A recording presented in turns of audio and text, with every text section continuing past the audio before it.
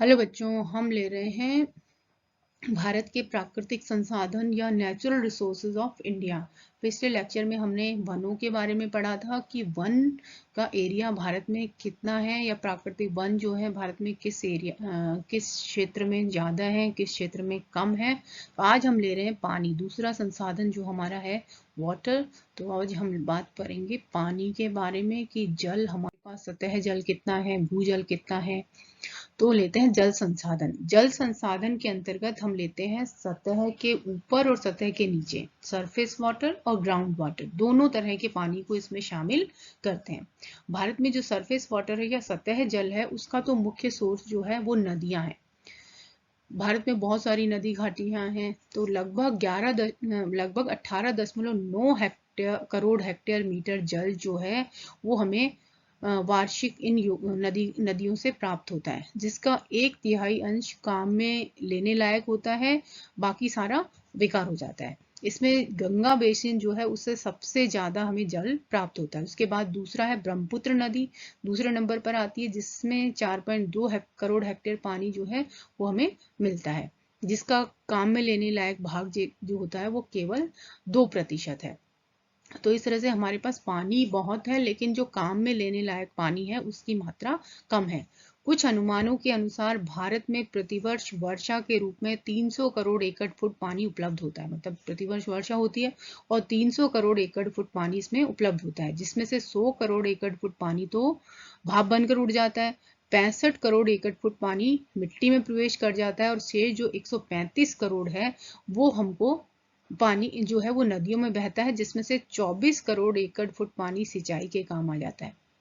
मतलब जितना पानी हमारे पास है उसका 1/4 भाग जो है वो सिंचाई के काम में आता है, और बाकी जो पानी है वो अन्य प्रयोगों में, क्योंकि सिंचाई के अलावा हमें पेयजल के लिए चाहिए, उद्योगों के लिए चाहिए, निर्माण कार्यों के लिए चाहिए, बिजली पैदा करने के लिए भी हमें जल की आवश्यकता होती है। तो इसलिए चूंकि भारत में पानी है, लेकिन जो काम में लेने योग्य पानी है उसकी मात्रा कम है, इसलिए योजनाकर्ताओं या नियोजनकर्ताओं का ये प्रयास रहता है कि जो जल है उसको हम युक्ति संगत सोच समझकर काम में लें। तो इसके लिए उन्होंने कहा कि बहुत सारी ऐसी वैज्ञानिक विधियों को विकसित किया जाना चाहिए, क्योंकि वर्तमान समय में पानी और ज़्यादा जल की कमी हो रही है, और बहुत सारे जो जिले हैं, यूँ कहें कि बहुत सारे राज्यों की स्थिति डार्क जोन की तरफ जा रही है। तो ऐसी स्थिति में इस बात पर बहुत जोर दिया जा रहा है कि ऐसी विधियों को काम में लिया जाए जो जल संसाधनों का बहुत अच्छे से सर्वोत्तम उपयोग कर सकें। अब लेते हैं राष्ट्रीय जल नीति 1987। तो चूंकि जल जो है एक बहुत महत्वपूर्ण प्राकृतिक संसाधन है, पानी के बिना न मानव जीवन संभव है, न पशु जीवन, ना ही वृक्ष, मतलब किसी भी चीज का विकास नहीं हो सकता। कृषि हो, उद्योग हो, मानव हो, हर चीज के लिए जल की आवश्यकता होती है। और चूंकि भारत में जल की कमी है, तो इस जो दुर्लभ जो साधन है इसको किस तरह से काम में लिया जाए जिससे इसका सर्वोत्तम उपयोग हो सके, इसके लिए नियोजनकर्ताओं का शुरू से ही ध्यान है। तो इसलिए उन्होंने राष्ट्रीय जल नीति 1987 बनाई, जिसकी कुछ बातें निम्न है। देश में जल की कमी को देखते हुए इसके उपयोग को सही ढंग से करने से प्राकृतिक विपदाओं से बचाया जा सकता है। उनका ये मानना था कि यदि देश में चूंकि जल की कमी है, तो यदि हम इसका सोच समझकर सही ढंग से प्रयोग करेंगे तो हम प्राकृतिक विपदाओं से बच सकते हैं। राष्ट्रीय जल नीति में ऐसे सिद्धांतों का विकास किया जाना चाहिए जिससे अंतरराज्यीय जल विवादों में कमी आ सके। मतलब इस नीति में ये कहा गया कि कुछ ऐसे सिद्धांत हमें विकसित करने होंगे जिससे जो अंतरराज्यीय जल विवाद है वो कम हो सके, और जो मूल्यवान जो राष्ट्रीय संपत्ति है जल, उसका उपयोग सभी राज्य कर सकें। अब एक तरफ देश में यह है कि बहुत अधिक वर्षा वाले राज्य हैं जहाँ पर बहुत ज़्यादा, कुछ एरिया ऐसे हैं जहाँ पर बहुत ज़्यादा वर्षा होती है, और कुछ ऐसे हैं जहाँ पर बहुत कम। तो ये था कि जहाँ पर वर्षा अधिक होती है वहाँ पर पानी बहकर क्या होता है, समुद्र में चला जाता है। तो इसको सही ढंग से उपयोग में लेने के लिए कुछ सिद्धांतों का निर्माण किया जाना चाहिए। इसके साथ ही विभिन्न नदी घाटी क्षेत्रों का पानी एक दूसरे के उपयोग के लिए स्थानांतरित होना चाहिए। जैसे कुछ क्षेत्रों में पानी की अधिकता है तो उसको दूसरे क्षेत्रों में जहां पर पानी की कमी है उस तरफ स्थानांतरित किया जाना चाहिए। तो इसलिए मतलब कहने का मतलब है कि राष्ट्रीय जल नीति जो बनी उसमें इस बात पर जोर दिया गया कि जो हमारे पास दुर्लभ साधन, प्राकृतिक संसाधन जल है, उसका किस तरह से उपयोग किया जाए जिससे अधिकतम उसका उपयोग हो सके। तो इसके बाद उन्होंने कहा कि विभिन्न नदी घाटी योजनाओं के विकास एवं परस्पर अंतर संबंध संबंधी कार्य योजनाओं को प्राथमिकता दी जानी चाहिए। कि विभिन्न नदी घाटी, विभिन्न राज्यों में विभिन्न नदियां हैं और उनसे संबंधित परियोजनाएं हैं, परंतु अंतर राज्य जो जल विवाद है उसके कारण उनका सबका समुचित उपयोग नहीं हो पाता है। तो इसलिए इस नीति में इस बात पर जोर दिया गया कि जो विभिन्न नदी घाटी परियोजनाएं हैं उनका विकास और उनका परस्पर अंतर संबंध जो है उसको प्राथमिकता देनी चाहिए। किस तरह से एक दूसरे को इंटरलिंक करके हम सभी राज्यों को, जल की कमी वाले राज्यों को जल उपलब्ध करा सकें और जो जल है उसका सर्वोत्तम उपयोग हो सके। जल नीति में सर्वोच्च प्राथमिकता बहुउद्देशीय परियोजनाओं में पेयजल की व्यवस्था को दी जानी चाहिए। उन्होंने कहा कि जल नीति में सबसे पहले जो भी परियोजनाएं बने उसमें सबसे पहले पेयजल को रखा जाना चाहिए। भूजल का उपयोग रिचार्ज की संभावनाओं से अधिक नहीं होना चाहिए। मतलब ग्राउंड वाटर जो है उसका उपयोग जितना रिचार्ज हो रहा है केवल उतना ही उपयोग होना चाहिए, उससे ज्यादा उसको उपयोग नहीं होना चाहिए। परंतु वर्तमान समय में उससे ज्यादा उसका उपयोग हो चुका है और राजस्थान के तो बहुत सारे जो जिले हैं वो डार्क जोन में आ चुके हैं। सतह जल व भूजल के लिए पानी की तरह लघु व सीमांत कृषकों के हितों को ध्यान में रखकर तय की जानी चाहिए। सतह जल और भूजल के लिए जो पानी की जो योजनाएं हैं, जो भी उसका क्रियान्वयन या योजनाएं जो बने उनका जो है उपयोग किस तरह से किया जाए वो छोटे और लघु और सीमांत किसानों को ध्यान में रखकर उनसे संबंधित नीति बनाई जानी चाहिए। मतलब सतह जल और भूजल के उपयोग के लिए सरकार जो नीति बनाए वो लघु और सीमांत किसानों के हितों को ध्यान में रखकर बनाई जानी चाहिए, ना कि बड़े किसानों को ध्यान में रखकर।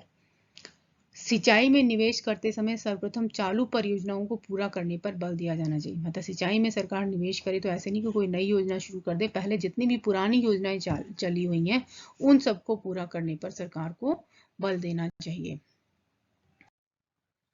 अब हम लेते हैं भारत में ऊर्जा और शक्ति के साधन। मतलब जल भी जो है वो चूंकि ऊर्जा पैदा करने के काम में आता है, बहुत बड़ा वो है एक वो चीज हमारे पास जो जल जो है मतलब एनर्जी पैदा करने की या शक्ति पैदा करने की। तो अब हम देखते हैं कि भारत में ऊर्जा और शक्ति के साधन कितने हैं। भारत में ऊर्जा और शक्ति, भारत को माना जाता है कि एक बहुत बड़ा जो है ऊर्जा का उत्पादक देश भी है और उपभोक्ता देश भी है।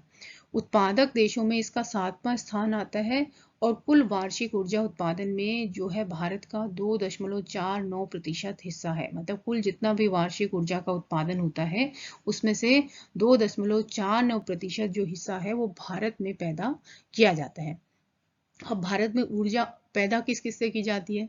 एक तो कोयला लिग्नाइट से पैदा करते हैं, प्राकृतिक गैस से ऊर्जा पैदा होती है, परमाणु ऊर्जा पैदा होती है, इसके साथ साथ जल विद्युत है, आजकल सोलर एनर्जी जो है, विंड एनर्जी है, बायोगैस है, ये सारे जो है ऊर्जा के स्रोत हैं। तो सबसे पहले तो हम लेते हैं जो पुराने हमारे तरीके हैं, कोयला एवं लिग्नाइट। तो कोयला, देश में कोयले के भंडारों का अनुमान जो है वो 293.5 बिलियन टन था, जिसमें से 118.1 बिलियन टन प्रमाणित श्रेणी के थे। 1 अप्रैल 2012 को भारत में जो कोयले के भंडार थे वो 293.5 बिलियन टन थे, जिसमें से 118.1 बिलियन टन जो है प्रमाणित श्रेणी के थे। लिग्नाइट के भंडार, कोयला लिग्नाइट जो होता है उसके भंडार जो है वो लगभग 42 बिलियन टन थे, जिसमें से 6.2 बिलियन टन जो है प्रमाणित श्रेणी के थे। इसके बाद पेट्रोल एवं प्राकृतिक गैस।